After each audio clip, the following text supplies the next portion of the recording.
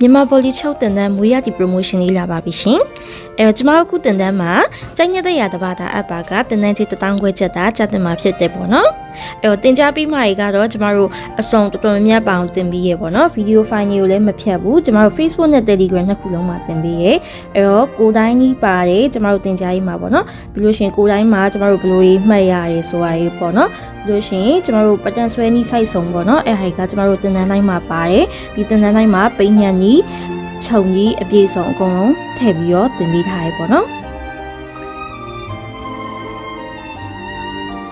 အဲ့တော့ကျမတို့မှာရွေးချယ်စရာ10ဘာသာရှိရပေါ့နော်ပထမဆုံးတစ်ဘာသာအနေနဲ့ဒါဘော်လီရဲ့အခြေခံကြောရိုးပဲပေါ့နော်အခြေခံတန်းလေးဖြစ်ပါတယ်အခြေခံရည်စည်းပုံတန်းလေးပေါ့နော်ဒီအတန်းမှာပါရဲ့ပုံလေးပါ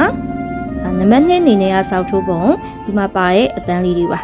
အဲ့တော့နောက်ပိုင်းအတန်းဒီမှာလည်းပဲနာမည်ရဲ့ပုံဒီဇိုင်းလေးရဲ့လေးလာပြီးတော့မိမိကြိုက်နှစ်သက်ရဘာသာကိုအလွတ်ရပါတယ်เนาะ6ပေါက်မှာပုံလေးပြပြီးတော့အလွတ်ရပါတယ်ရှင်အဲ့တော့ကျန်တဲ့ဘာသာရလေးကိုဆက်ပြီးတော့လေးလာပြီးတော့ပါအောင်เนาะ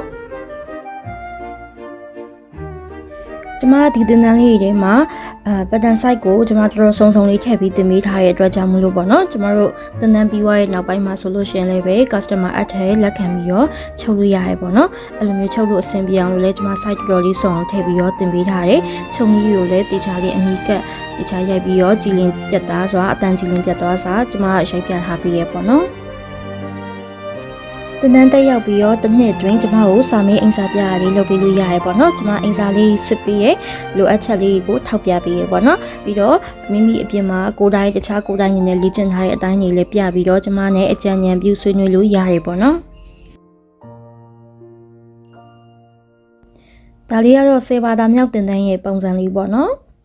အဲ့တော့ကျမတို့ကြိုက်နှစ်သက်ရာဘာသာလေးရွေးချယ်ပြီးတော့အပ်လို့ရပါတယ်ကိုကဘာသာဆုံးအကုန်လုံး10ဘာသာလုံးအပ်မယ်ဆိုရင်တင်တန်းကြီးက3သိန်းကျပ်ကြပါမယ်အဆုံးထိကြည့်ရှုပေးရတဲ့အတွက်လည်းကျေးဇူးအများကြီးတင်ပါတယ်ရှင်